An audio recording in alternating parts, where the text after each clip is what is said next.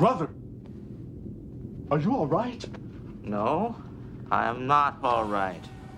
I just shared a bottle of Kanar with Damar. That rhymes. You're drunk. Of course I'm drunk.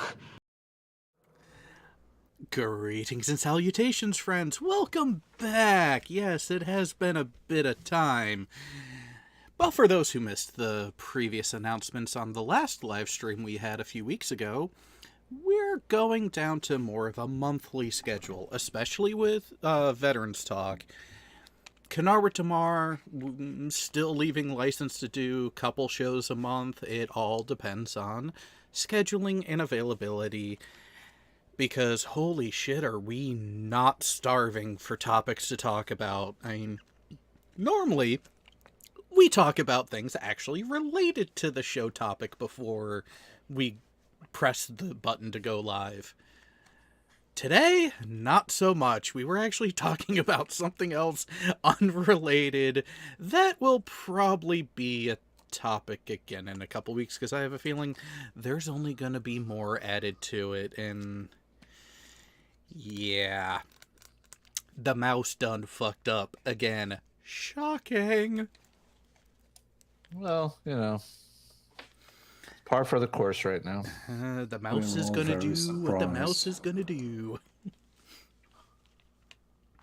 So with that, for those who actually kind of got a glimpse of what we're talking about based off of the title of the stream and the thumbnail, if you fucking saw it, YouTube, we're talking about time travel, and it's all wonderful uses. And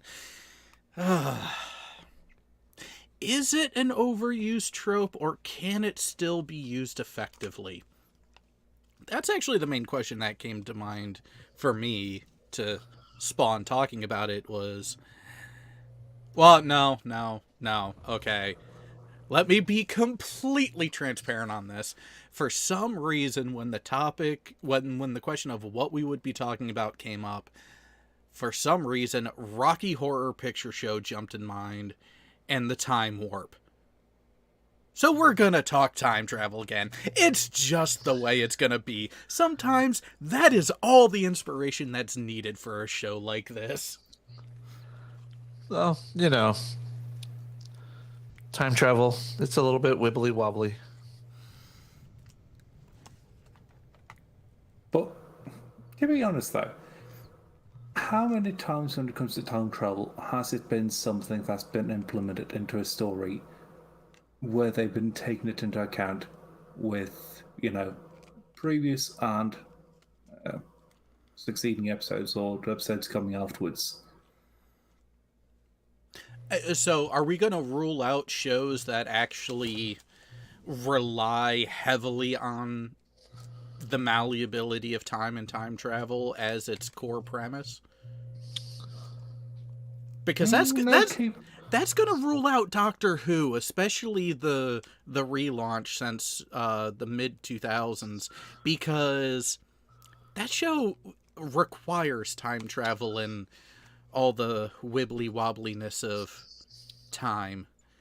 So we can kind of set that one on the side of this. But other than that, a show that is actually an instance that a show has handled time travel appropriately, in my opinion, actually would be late stage Star Trek with the Yesterday's Enterprise episode. Because when you look at it, there is really only one detail that you could say that they screwed up. And part of that was entirely because of the production setup. And that would be the visuals of the Enterprise C, the Ambassador class. What we ended up getting on screen did not match what we had been seeing as part of the silhouetted references in the conference room of the Enterprise D up to that point. And that's because there wasn't a completed model for the Ambassador class until they started making the episode Yesterday's Enterprise. So what we initially got on that display in the conference room was actually a pre-production prototype variant of what could have been the Galaxy class by Drexler. So you can kind of set that aside, but beyond that detail, you actually get a good handling of time travel and its ripple effects. Because stemming from the events of that episode, you then get the half Romulan commander, Sela, and everything that happens with her later on in the season. So it can be done right, and can have lasting effects if you actually stick true with your in-universe side of it. But it is so easy to screw up your story and continuity with time travel. Kelvin timeline. Well, I mean, First Contact even too, you know. Well, this is really...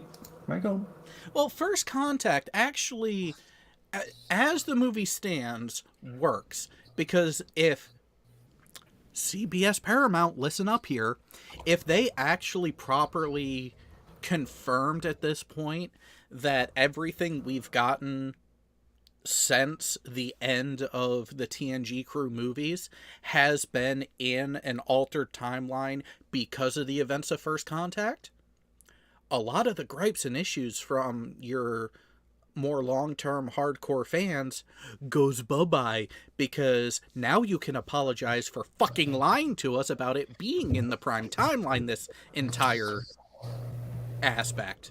Just admit that it's in an alternate timeline, and a lot of these issues and gaffes, which will include the entirety of the series Star Trek Enterprise.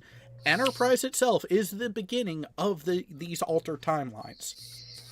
And then all these continuity issues with technology and what they did and didn't do and what did and didn't happen goes away. And guess what? You just use time travel effectively in universe. But that would in that case mean that they also have to, not be assholes about it. Admit that they made a mistake? Yeah. I mean, they can't do that. They could. And they should. But they won't. And let's see if we've lost monetization already because of me shitting all over CBS. Kind of likely, yeah.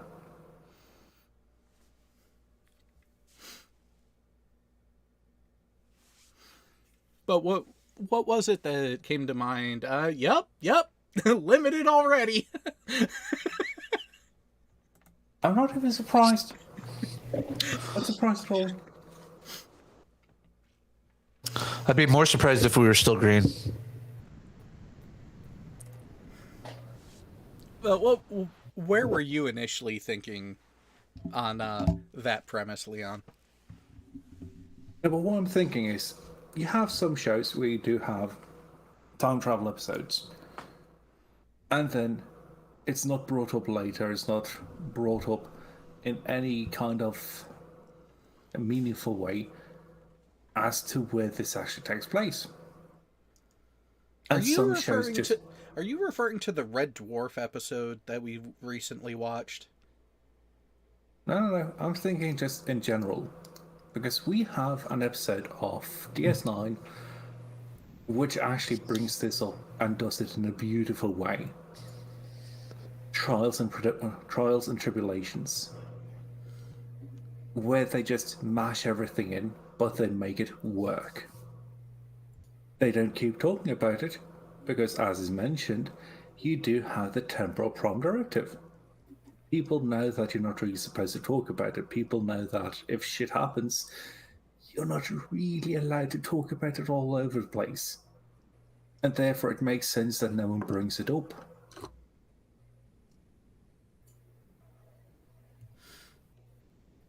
Yeah? Yeah, it still reminds me of First Contact when Troy has her breakdown about talking about time. Drunken Betazed trying to talk about time. Especially when it's drunk on tequila. Yeah. And see, I think that's why they really should just lean into it and admit that Enterprise, Discovery, Picard, the Kelvin timeline, all of that is an offshoot of an altered timeline that started with Enterprise because of the events of uh, the movie First Contact. I mean, you had Barclay fanboying over Cochrane, him not getting it, and then fucking Geordi talking about his statue. Yeah, it's about 10 meters tall, and you're looking off into the distance towards the future. Too bad you can't see me doing the hand gesture. My camera has been acting funky, so I did a firmware update and seeing if that works. But yeah, you have a bunch of violations of the Temporal Prime Directive in that movie that just then I get that the only references you end up getting to that are Borg related after.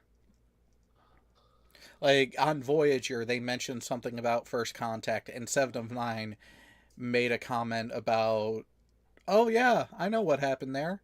Well, the Borg were involved," and everyone was like, "What?" But the way they did that in Voyager actually, again, made sense. It made sense that the Starfleet personnel wouldn't know that, but Seven would. Yeah.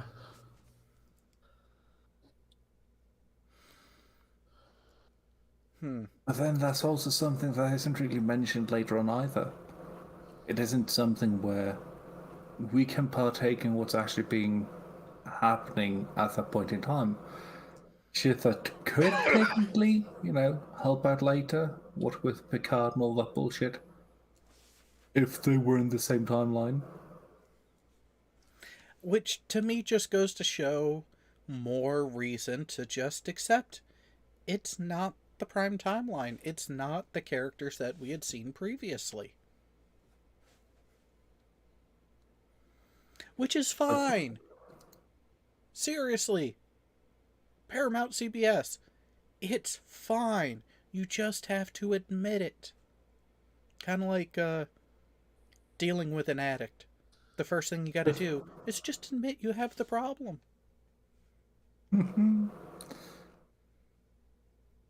Yeah, but even then, looking at other shows that have been doing, let's say, similar things, maybe not going back in time per se, but using time travel as an integral part of what's actually happening in the show, yet not overdoing it or complicating it overly much. The Orville, the latest episode. The planet that went away for, was it 11 days? Until then 700 years went by? Well, technically I wouldn't call that one time travel. In a sense it is, though, because for them time is accelerated. It's time manipulation. Well, yeah, I would say it's time displacement and disparity, which, when you get into the actual physics of it and mechanics of it, we can there is actually a reference in Red Dwarf about it, where the closer you get to the speed of light, if you're not appropriately tech savvy, you get a lot of fuckiness going on with perception of time, both internally and externally. So them jumping across that barrier and having that disparity in time scales, I wouldn't classify that as time travel. I would say if time progresses in a linear fashion and you are able to change your current reference frame of where you are in that linear time scale, that is time travel. So, not so much going forward in time, like what happens in the movie Interstellar, where Matthew McConaughey's character, because of the distances traveled and everything, is it looks like he's barely aged, but his daughter is about to die of old age when he meets back up with her. That is causality. That is relativistics at work. That's not time travel. I would say that it has to have the component of where you can turn back and go back in time, similar to Doctor Who, similar to elements and instances in Star Trek. Wouldn't in that case, though, be something that is a conscious decision to do so?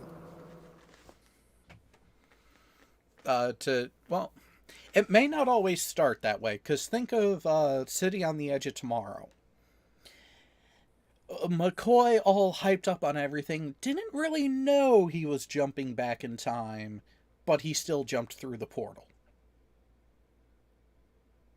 I'm more thinking because in that case, if it's something we don't necessarily have to be aware of the time travel aspect of it, Groundhog Day would be one of the master classes in time travel movies.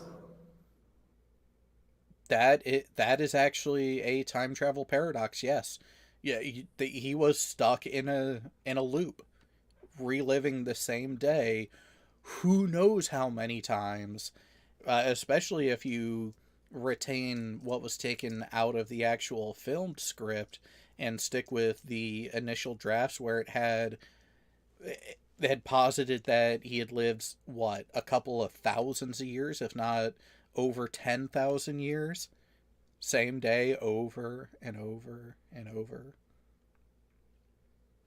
which is part of why he went into that suicidal aspect where he tried to see if he could end it by literally ending it. That sure as fuck didn't work. I was gonna say that is definitely a low point in anyone's life.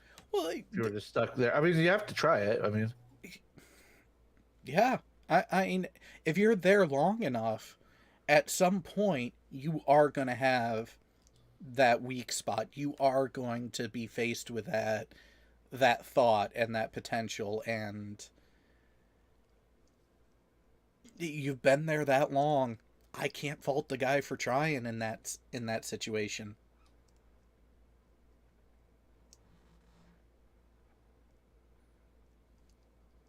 Which, with that, brings us to another show that actually did really well. Stargate SG-1.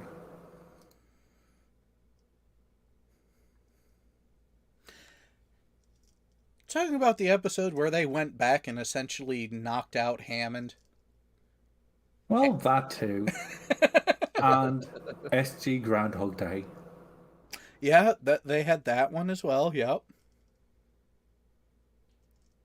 Because I'd say that most of what they did there was incredibly fucky, but it was fucky with rules. Such as, okay, you went really far back. Oh shit, you went too far into the future. Well, it's fine. We've already corrected the issue now. Here's a piece of paper so you can actually go to the right step in time or the right place in time. It's fucking stupid, but it works within its own logic. And that's the most important thing. Yeah, internal consistency is huge when you're going to use that sort of story device. And I think that's where classic Trek and Golden Era Trek does kind of earn their nod, because they did maintain a certain level of consistency, because they did a couple time travel episodes intentionally during TOS, and the method they used was actually the same method that they ended up using in The Voyage Home. which of course they had other issues to contend with because, hey, it's not a Federation ship, it's a Klingon ship, and the quality of the dilithium is different, so best guess. And it gave the best line of dialogue from a computer ever in Star Trek. How do you feel?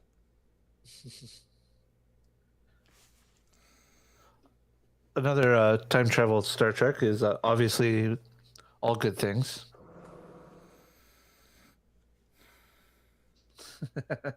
A naturally occurring time travel, but yeah, that works. And again, internally consistent, especially with the intervention aspect of Q. Did we Has it discuss really kind of Q is involved though? Well, Q wasn't the cause. So he was just there nudging Observing. humanity along. Oh, no. He was nudging humanity along. He was nudging Picard along. But that fits Q's mentality. At least that Q's mentality. Yeah. Because actually, in our internal chat, Geo did bring up a good question relating to Q and the Borg. And because of what Q did by introducing the Enterprise to the Borg when he did how he did, Q saved humanity and the Federation as a whole. Well, most of the Alpha Quadrant and Beta Quadrant as well. Because I think you and I both kind of had the same points to make, didn't we, Jared? Yeah. I that's really it, is what it came down to is I think he did because, and Jay agrees with me on this one, because that early exposure and Q intervening again to get them out of there, not just letting them get destroyed, woke up the Federation enough that they started taking certain things seriously. So once the Borg showed back up, they were less behind the eight ball. They were still at a disadvantage, but they were in a better position because of that early exposure than had they not been exposed. Yep. And it just getting enough knowledge about the hive mind and the way it worked allowed them to be able to think outside the box that the Borg couldn't predict, but that they could still solve and adapt to. Because obviously, even all the way up to the events of First Contact and events of Voyager, you have a limited number of shots with your phasers, even on a random Random settings, yeah. And actually, here's a question, and this is related to time travel because the character did show to be more than just 3 dimensions, so let's put a time component in there as well. What did you think of my proposition about how the Borg Queen should have been handled versus how she actually was as a character? in which instance?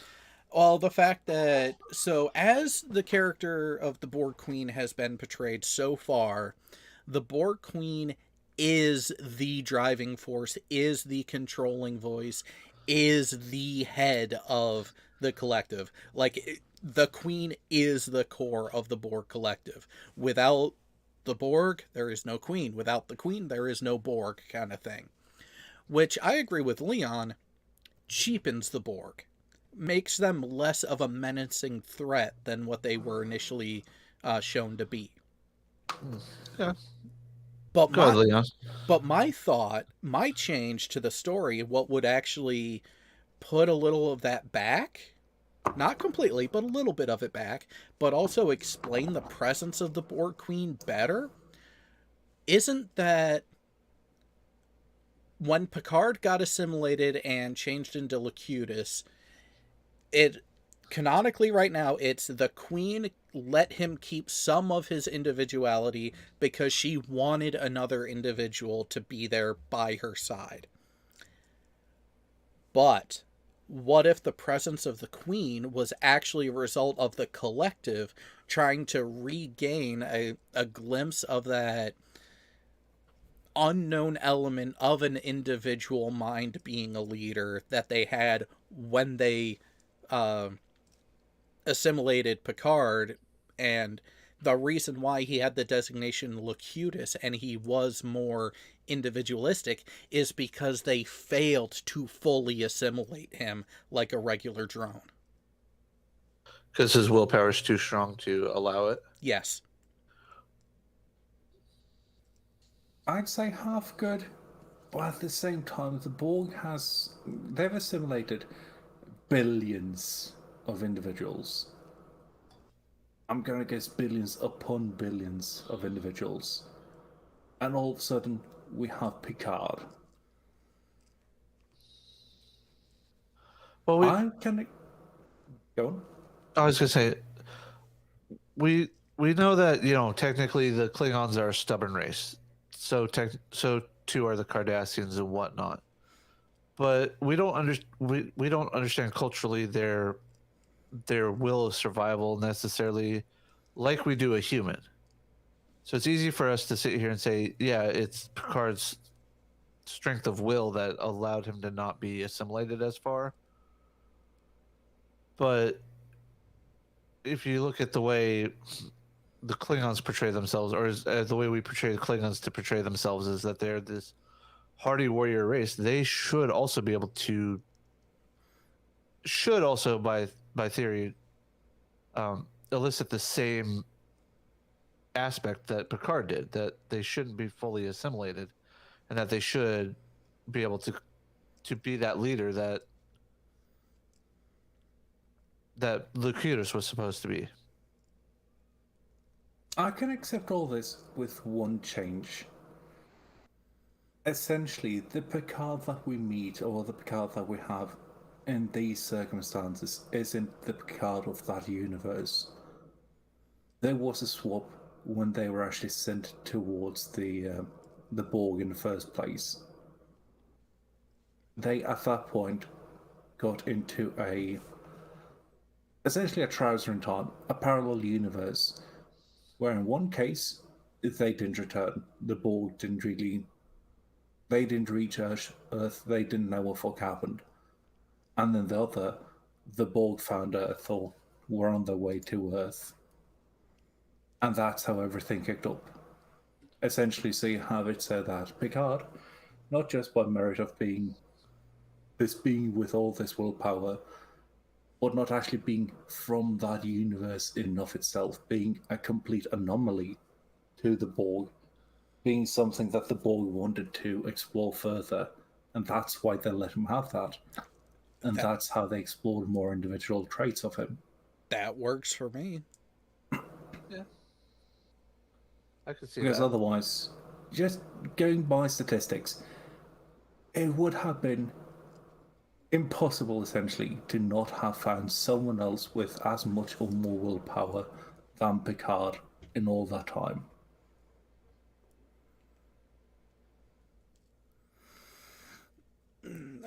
Wrote statistically speaking, yeah, that this shouldn't have been the first or only time. But then it does further explain why, after the events of Best of Both Worlds, we end up getting Borg and the introduction of Hugh. And then follow on into Voyager, the presentation of Unimatrix Zero. And that anomaly that ended up presenting. I prefer that way more. Or even, as I mentioned, with the Queen, have the Queen be essentially like a Queen Bee. As in, it's an integral part of the hive when it comes to certain parts, but utterly replaceable. When they find out, or when the signs show up that this queen is essentially getting too individualistic, it's getting too out of hand, it's getting old, they just take the parts from it, slaughter it, and then instate a new one. That, that could very well work, and it would also explain why there's variations, but still a very common pattern to the visual and physical presentation of the Queen.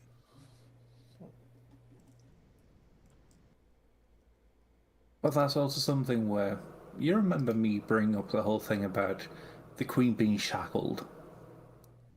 Yeah. Have that actually be part of it with the presentation. The Queen is essentially head maggot. Just a bit of spine, a fucking head, some shoulders. That's the Queen. That's all of the Queen. The body and everything like that is something that then goes from Queen to Queen, It's just just a essentially tool. as a chair. Yeah. Yeah. And have it so that the Queen is completely under the charge of the collective. If the Queen does something that the collective does not agree with, say, for example, just destroying ships willy nilly for personal reasons, yeah, off with her She's head. out. And actually, that would work and also take the actually suggestion in the form of a question that Q has there. That would also explain Seven of Nine and the group that she was a part of. What if that is the Queens in Waiting? Yeah. They're already more individualistic. I can't even speak tonight. Well, I'm just sitting here thinking about the timeline of all of this. Wasn't in Q the the Borg ship already on its way on a path to Earth, anyways? I don't think so because of how far Q flung them to get them in the path. Well, if you think about But it, though, but the thought is that ship is the one that they encounter a couple years later in Best of Both Worlds. well, what I was actually going to say is, could it not be that because with First Contact altering the timeline, they realized that the Borg did send off their signal, and it would take at least 200 plus years to reach Borg space before they could do anything. Q has to send them 7,000 light years away, 7 years at max warp, for the Enterprise D, to get back. In theory, it could be. It could be a bit of a predestination paradox. There Yeah. is that they have handled it, and it is written and presented in such a way that that is a plausibility. And then also you got the Unimatrix Zero. That's something that Annika had been a part of since her maturation chamber days too. So that's been around a lot longer than Locutus. So But that's where you could start with that little wrinkle, and then with Picard having that other parallel universe aspect, oh yeah, no. and just kind of amplify it and go off of it and almost really have a synergistic effect with it. And that would also explain why, if they did the presentation of the Queen after those events, it would explain why the Queens have that possibility of visualizing and observing alternate timelines in parallel with the one that they are physically in. Yeah, that makes sense. But that in turn could also be why the Q essentially say, don't fuck with the Borg. Because Oh, that could that actually too. be something that goes against the Q. Yeah, because you get enough queens across enough parallel universes with the same target in mind of the continuum. Yeah, sorry, Q, you're fucked. Well, I guess there's a question. How would you rate Q as a time traveler? Not the first Q, not the John Delancey Q that we meet. The one that we get introduced to after him, the suicidal one, the philosopher. As a time traveler?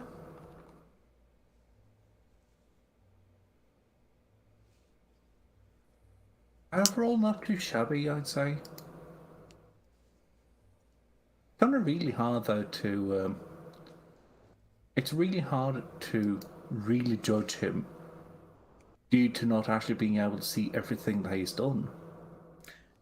True, and based off of what we were presented, it really was in the best light possible kind of aspect.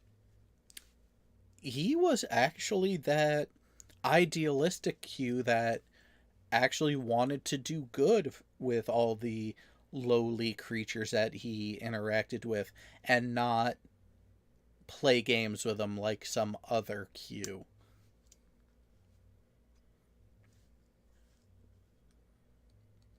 Kind of brings up another point though.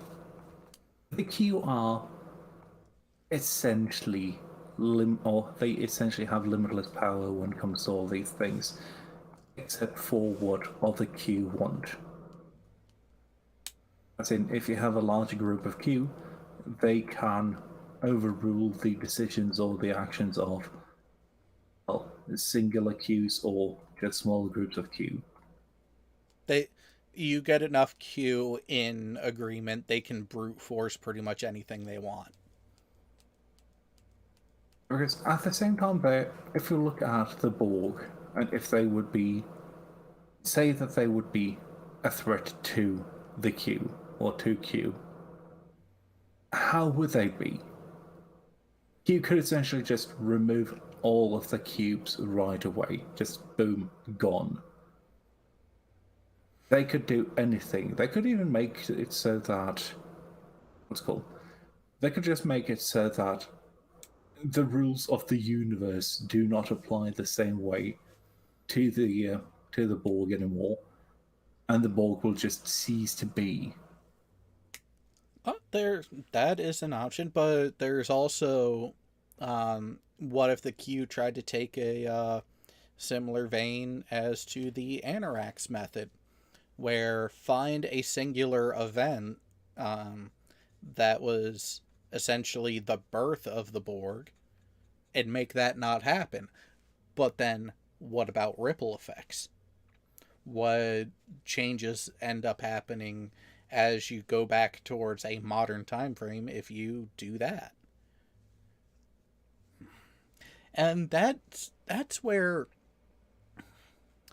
time travel aspects of storytelling can be exceptionally difficult, because the butterfly effect would be an actual thing. It would have to be, where you change one seemingly minor, insignificant detail, and who knows what else is different as a result.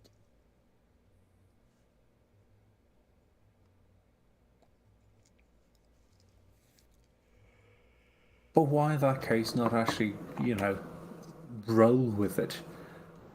Why not make it so that the show just acknowledges that, okay, this shit happens, but once it happens, it's not just that you can go back to, oh yes, your original happy timeline. No, you have to live with it. You have to live with the changes, and say that everything around the Enterprise changes. They still need to go through with this. Time travel with consequences, I actually do find some of the more fascinating stories. And actually, there's a not even a B level action flick that goes that route. Time Cop with the kicking master himself, Jean-Claude Van Damme, where it's they don't go into the parallel universe type of time travel. It is very singular. That you go back, you do something, or you stop another time traveler from trying to profit off of the past, and pretty much try to maintain the integrity of the timeline. And that movie actually did throw in some other wonderful wrinkles as well.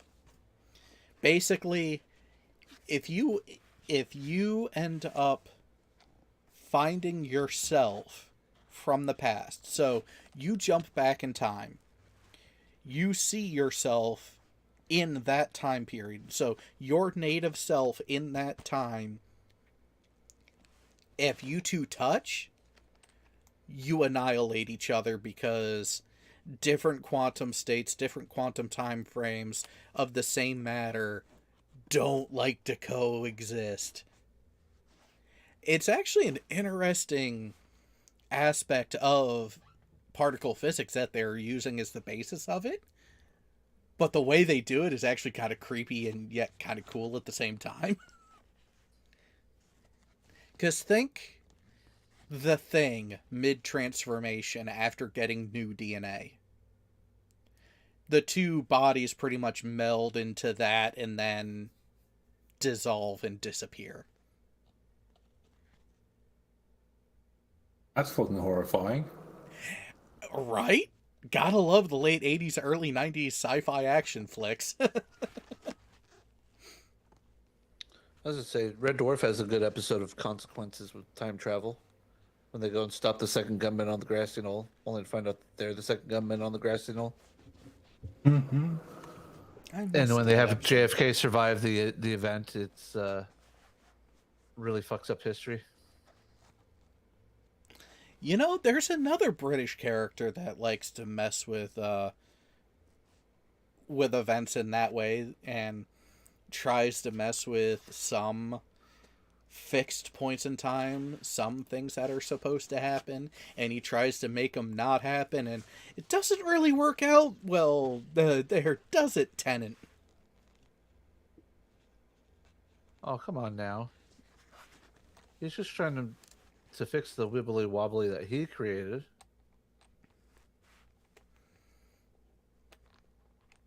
Could have worked.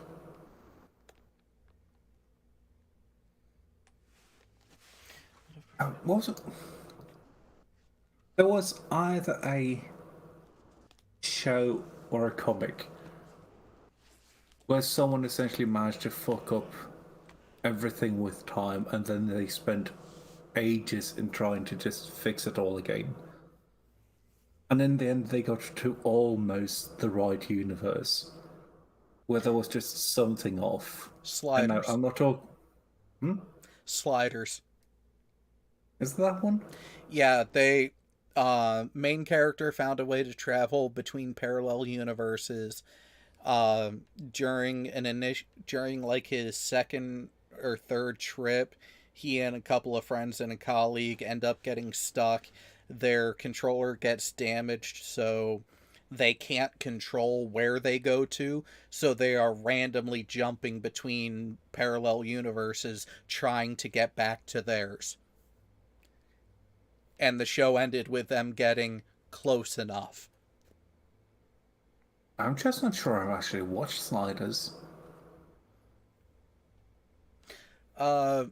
One of the characters who actually was pretty consistent throughout was played by Jonathan Rhys-Meyers, the guy who played Gimli. And I'm still pretty sure I haven't watched it. Yeah. But this, I think, was something that was similar, or it was close enough to the episode of SG-1, where it ends with, "Oh, so we're just sitting here, but there's no fish in the water, is there?" "No." And you just see a fucking fish jump out of the water.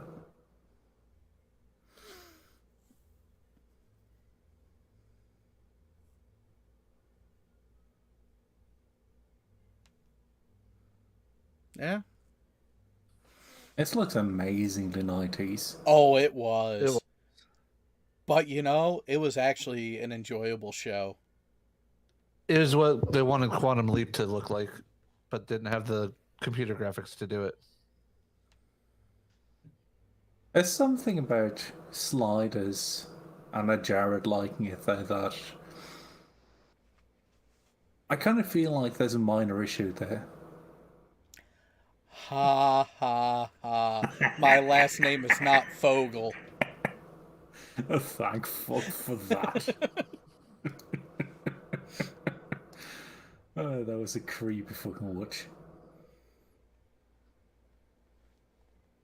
But with that, and say time manipulation and shit like that, would it be possible for a character to go back in time and molest themselves, and by doing that, causing the psychological issues in order to become a molester, so they go back in time when they grow up to molest their younger self again?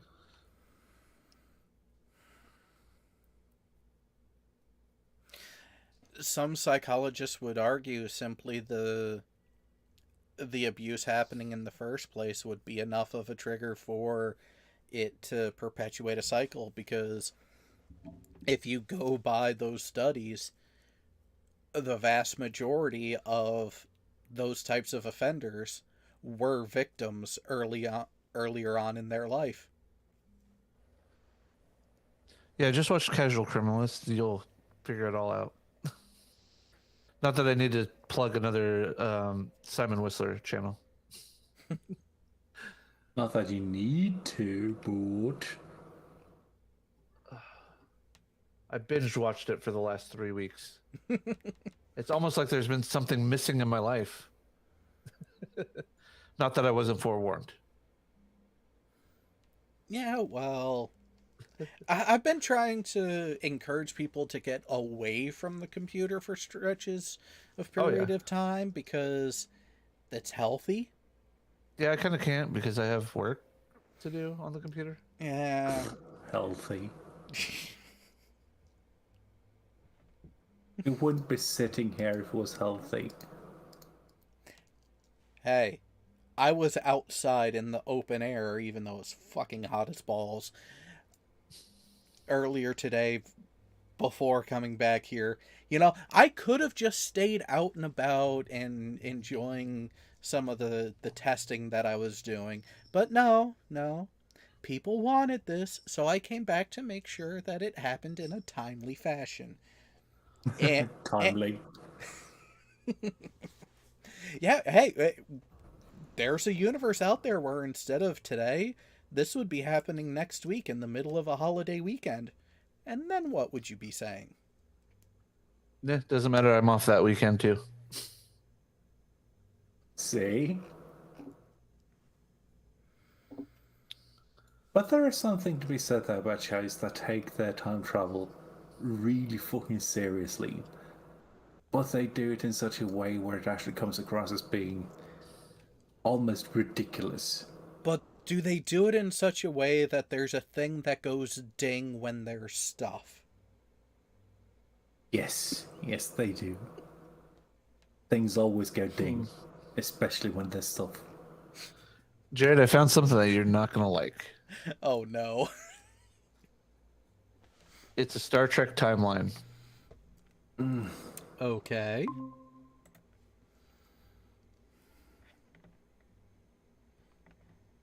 Well, yeah, no, Note the color, prime timeline. yeah, no. Strange New Worlds.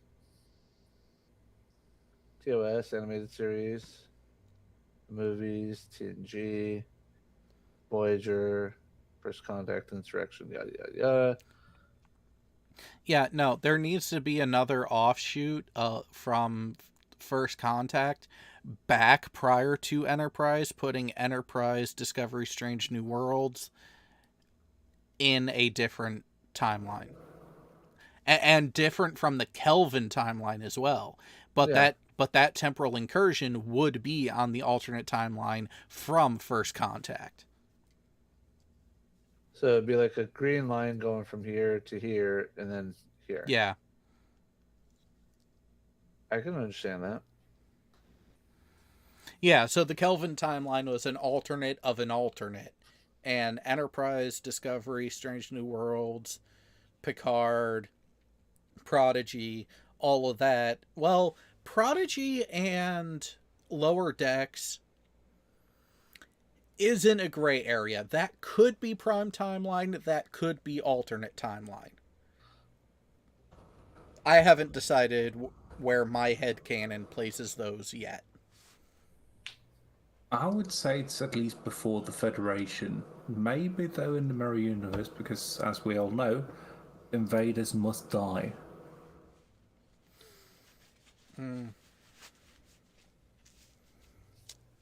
I know that there's going to be someone out there knowing what I'm talking about.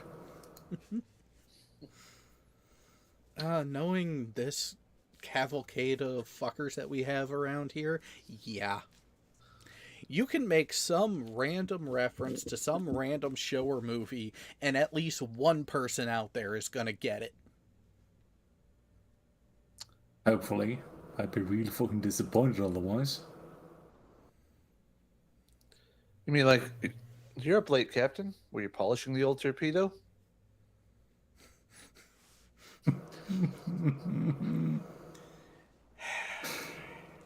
She is one well-endowed lady. I'd like to get my hands on her ample nacelles, if you'll pardon the engineering parlance. My question for you is, how many of your own skippers did you say that to? None, actually.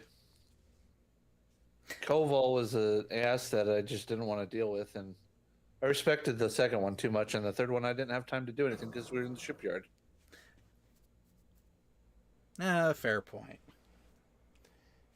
Looking at the chat, though, explaining Donnie Darko time travel...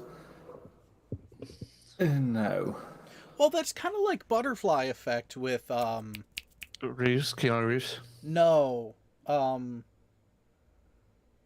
Kutcher. Yeah. Where he goes back so far to where he's in the womb and kills himself while in utero to fix the timeline. Does that count as an abortion or suicide? Yes. Because of the way it was shown on screen, ultimately it would be a suicide because they actually show the ultrasound of a child in utero grabbing its umbilical cord and wrapping it around its own neck. So there is intent, there is actual action with the intent of termination taking place by that individual. But an abortion would still be needed later because actually it might have been mid-birth. He may have gone back to the moments just prior to his birth and did it then. I haven't seen the movie in like 15 years, so. Interesting. Fulton Reed was in the Butterfly Effect from the Mighty Ducks. Big guy? Yeah, the one that when he shot the puck, it shattered glass. Yeah.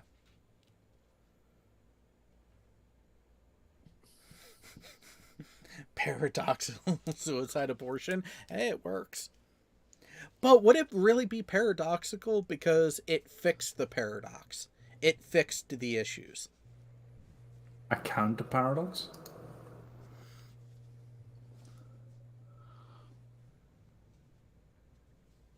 But, well, imagine that mindfuck, though, too.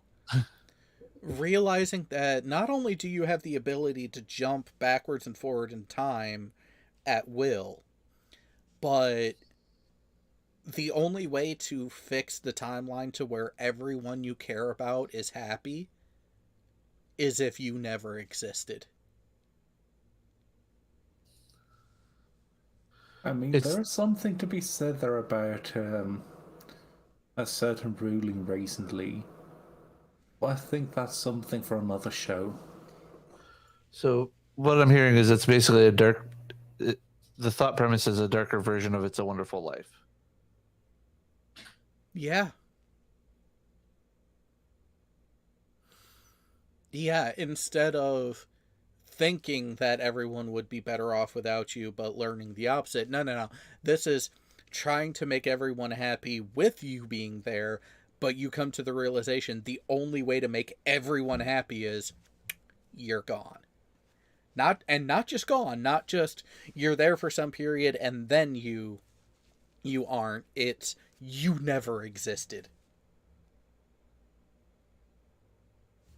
I guess this just shows this just shows us what we already know.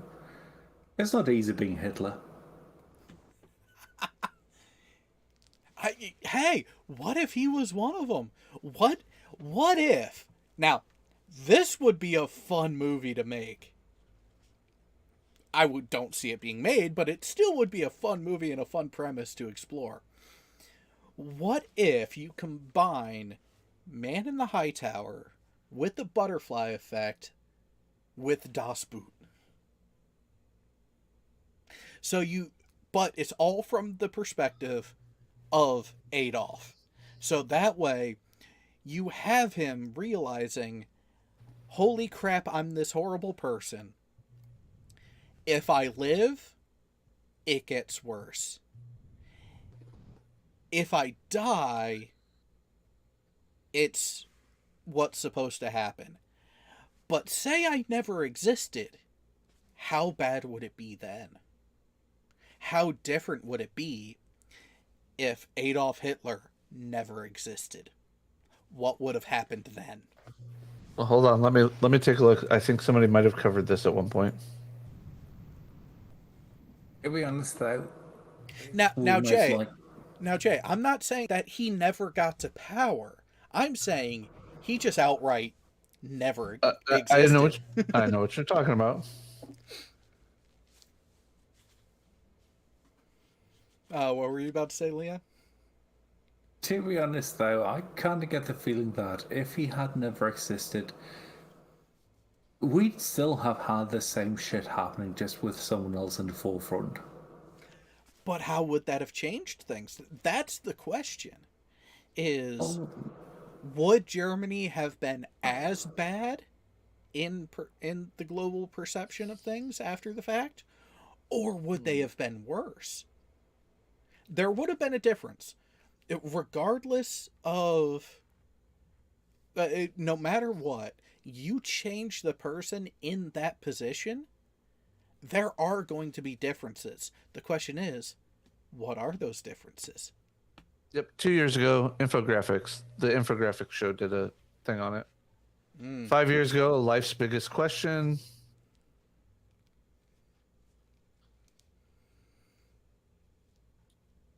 Five years ago, Dark Matter 2525.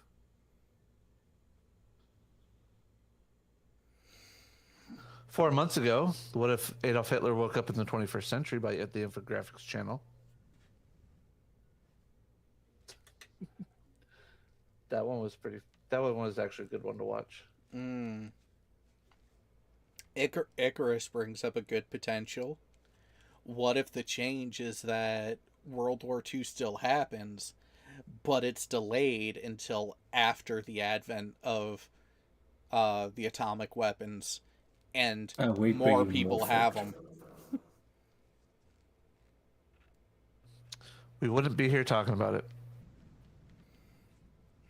The only thing I could really see as being a good thing there would perhaps be that we wouldn't be getting someone knocking on the door and saying, "Do you have a minute to talk about the Lord and Savior Jesus Christ?" Oh God, fuck those people. Oh, so Sean Carroll came up with a good one. Plot twist: the Germans and Allies fight Russia. That could be an interesting thing. We might actually be seeing it soon. But, don't want to spoil the plot there for reality, but... So what you're saying is that on the rare chance that Japan decides to hate the Western world, sides with Soviet Russia, still have a two-front theater system. Yeah. Yeah, you would still end up with the but if we could take out Japan early enough, I think that's where the battle would change, is take out Japan first and then use Japan's defeat as a way to get some foothold into communist Russia. That's provided that communist China doesn't get a hold. See, and that's the thing, that's the wild card in a lot of this when you look at potential musings of future actions. China is enough of a wild card that they could really go either way. So, because right now, look at what Russia's been doing. China hasn't outright admonished Russia for it, but they haven't exactly been championing Russia either. So, whichever way China goes is going to swing the balance of powers between the forces a significant margin. Maybe not enough to influence who wins necessarily by itself, but enough to make which side they decide to go with, whether they go with the political system or whether they go with the economic reasons. That could make things rather tasty. Well, I understand that, Sean Carroll. I was not foolish. That's what I was saying. If Japan, for some reason, hated the West that much more and they sided with Russia. You know what, Cal? That is a great ending for that kind of movie. Or really any of these potential what-if scenario movies. The movie pans out to a global view and then distorts to just some random kid playing Hearts of Iron 4 and scrolling through save files. Roll credits. See, I like movies that have that sort of creative ending because it really gives you a final what the fuck moment, but also a bit of clarity on the story that's been playing. I think it would be better if it was Civ 6. Get that historical perspective as well. And then have it come through the monitor. And then as it's fading to black to start the credits, you hear, "Shall we play a game?"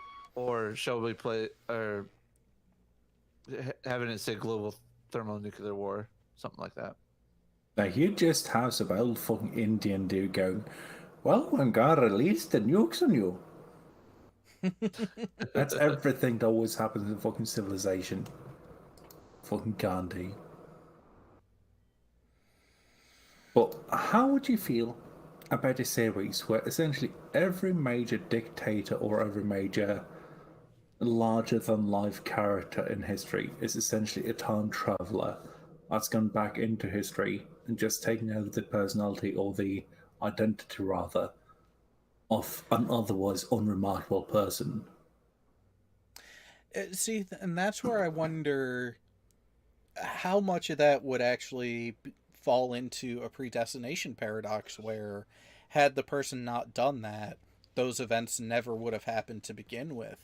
And it really does make you wonder if time travel were an actual thing that people could do, how quickly would shit get fucked up, and how would anyone know except for that person themselves? Even better. It's one person who goes off and becomes all these great people entirely throughout history. So you have all these statues and paintings and everything where they literally look like the one person. And it isn't until that kid gets through like college where they become a professional time travel agent or whatever that everybody finally puts pieces together, and then but they can't stop him because he's already gone. And the whole premise of the movie, yeah, but the whole premise of the movie is trying to stop him from doing it. That you get the right writers, that would be a really good movie too. So I actually already have an idea for the thing. Once we settle on who the actor is going to be, you just the opening credits is literally just a montage of all the art throughout history portraying the same face. To set the premise of the story, but not give everything away just yet. Okay. Why did I immediately think, hey, let's get Nick Cage to do it? But Q says the Keanu Reeves lookalikes. I'd be okay with that too. Keanu would work. You know what? I would prefer Keanu, but just imagine Imagine the reaction if it was a Nick Cage movie. Oh, that would be hilarious. And you gotta have some sort of like, not like Star Wars Imperial March, but you gotta have some sort of like Imperial March music going through it too.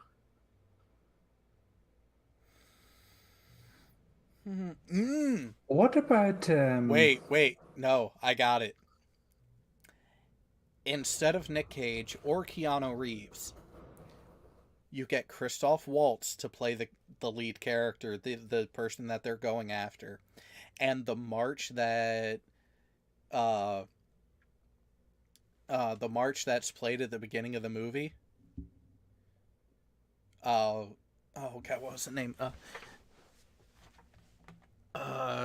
Gloria into Prussia.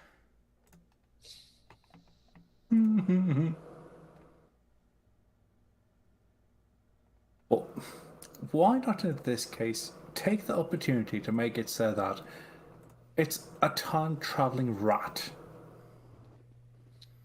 And regardless, it's trying to make history right, but it has to do so through a human proxy. The human proxy, in turn, actually being portrayed by Nicolas Cage. So Ratatouille, the time travel movie. No. It's just an excuse to be able to have, despite all my rage, I'm still just a rat in a cage. As the title or as the title song. Yes. A cyborg suit for the rat to sit in. Yes. Yes. And it's Nick Cage. You know, that would be fucking fantastic. And you know what? I'm glad we got this on screen. So if that ends up happening, we can point back to this as, hey, yeah, where's my royalties? First. I want my royalty checks, damn it. Anybody know a good copyright lawyer?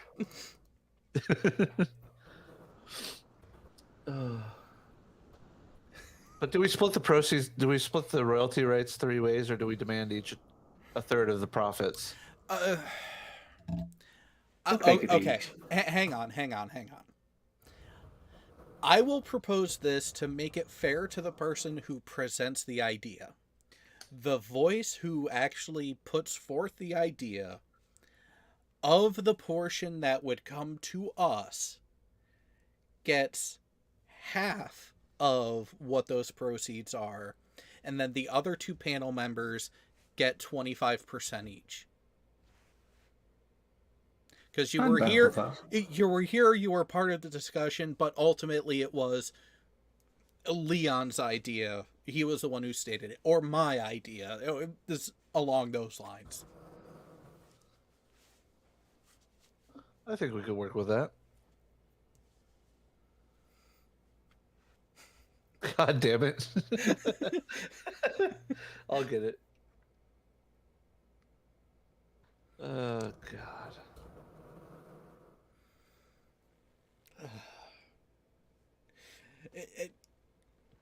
This would just go to show. Oh, Jared, it gets better. Oh, there's more? Oh. Yes. Oh. Yes, there is. Oh my God. Well, at least we're not the only ones who have decided to come up with something completely abhorrent just off of some song lyrics. We need some shit like that, though. And it needs to be directed by Taika Waititi. Ooh, I mean, is there anyone else you think who could do that kind of story justice that isn't Taika? Yes, actually. I could think of at least, I'd say 2 off the top of my head. Stanley Kubrick And David Lynch. Maybe Lynch. I'm not sure about Kubrick. Kubrick could do it, but it would take 3 years, and they'd need to use real rats and really fucking animatronic bodies for the rats to sit in. Oh, I love that. That is, for all the work that he's done, Stanley Kubrick is most known for being such a fucking perfectionist that he'll do anything under the right conditions. And the right conditions are, it has to be as close to actually real as possible. Hold on. But I mean, everything that he's done, I can't think of anything that he's done or that he's been touching, movie-wise, that hasn't been really fucking good.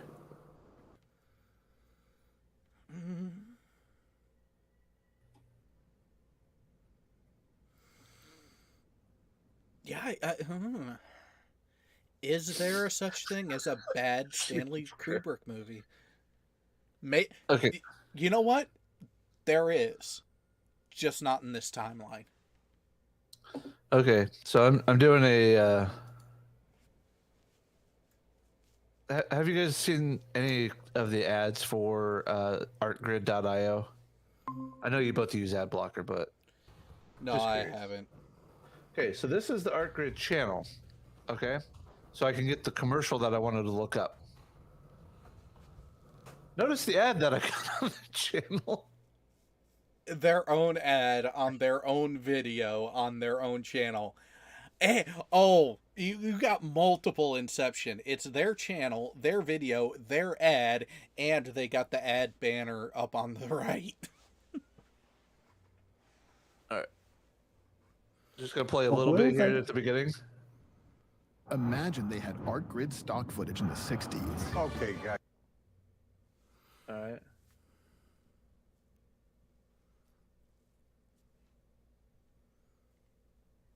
Where is it? Use miniatures. Be iconic. Stanley, what do you have for us? I was thinking about art grid stock footage. That's supposed to be Stanley Kubrick. Yeah. And he hasn't sued them.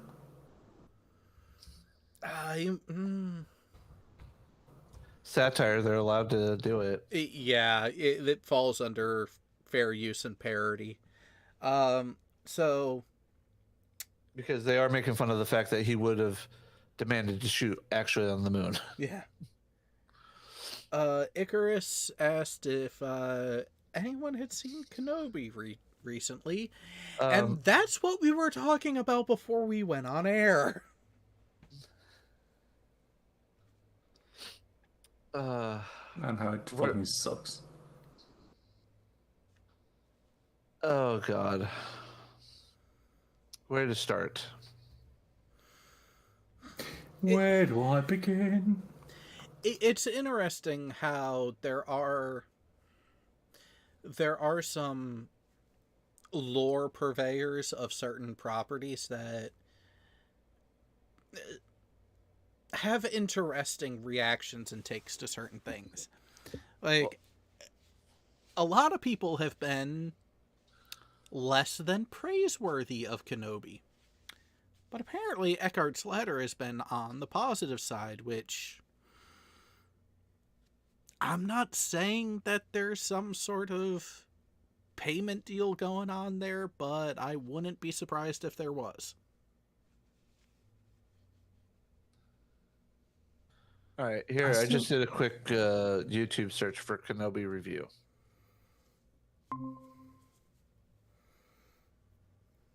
So you got the first one, positive. Second one, don't know. Failed. Failed. Failed. No. Failed. Lazy. I have no clue about IGN, probably bought, so Nerdrotic. Yeah, Nerdrotic. Failed. Arch. Failed. Oh, that's live actually right now. But in all honesty, I've watched the whole series.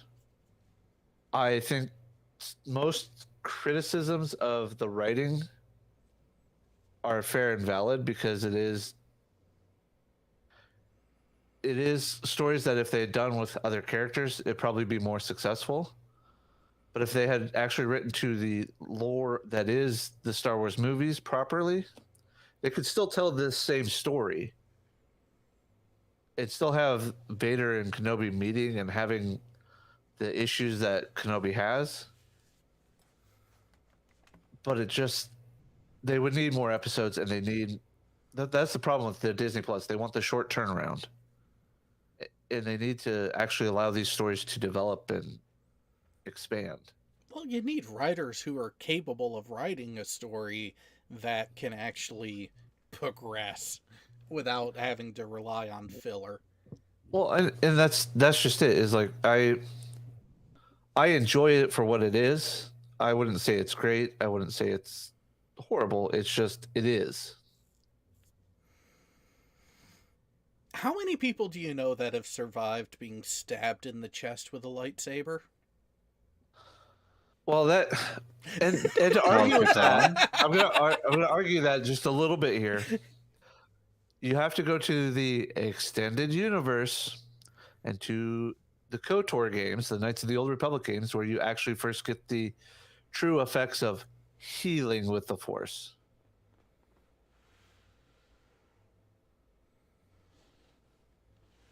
So I mean, it's like, yeah, I did like that, Davros, in the part 5, Vader toying with Reva with just the Force. He doesn't pull out his lightsaber. He just makes her look foolish because she's blinded by her rage, and then takes her, Inquisitor saber and breaks it in half, and tosses her the other half, and then fights her with that and guts her. It's actually pretty cool.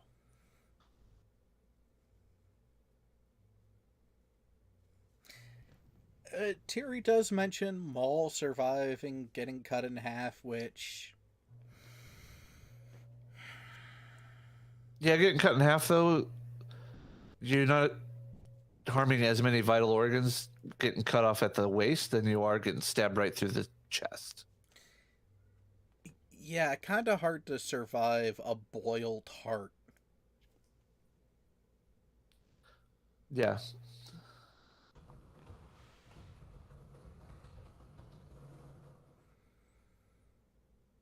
And World of Warcraft stole healing ideas from other games and properties before it. It is such a generic trope that you can't copyright it. I mean, heck, I think even some of the original Star Wars video games had a way to heal with the Force a little bit, but not like to the extent that it's portrayed in the actual extended universe games and novelizations. Let us be clear about one thing here, though. World of Warcraft was released in November 2004. Knights of the Republic was released in November 2003. So how's the British a little bit of fuck off? My point about it being a common trope in that sort of still stands. Genre still stands. But that's also something that's been brought up in Star Wars games since earlier, with Force Heal, among other things, in Star Wars Dark Forces 2 Jedi Knight. Yeah, I was about to say, wasn't Dark Forces one of the first implements of it on a visual screen, not just in written aspects of it? Yeah, the Dark Forces, all the Jedi Knight series has it. Yeah, but then again, you play as Carl motherfucking Katarn. He's a bit of a, special case. But he's a white male, so we can't have him be the protagonist of a new movie. Here, let's find this daughter of the designer of the Death Star. Yeah, that's who did it. That's who did it.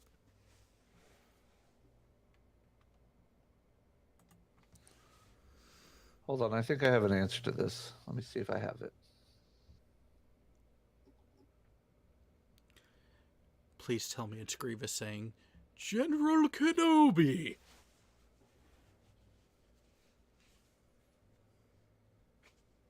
I don't have it, but I can pull it up really quick. I swear I had it. I swear I made that. Where the fuck would I put it?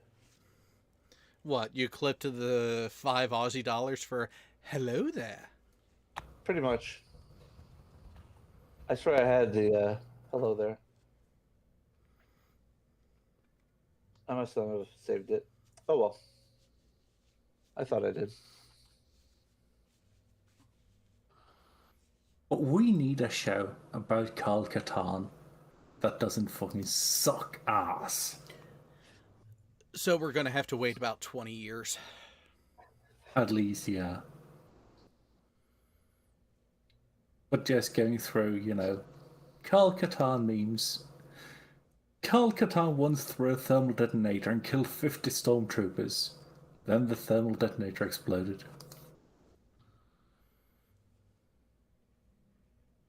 We have to appreciate, though, that Kal Katarn is a bona fide badass. Oh yeah. He is to Star Wars what Chuck Norris is to real life.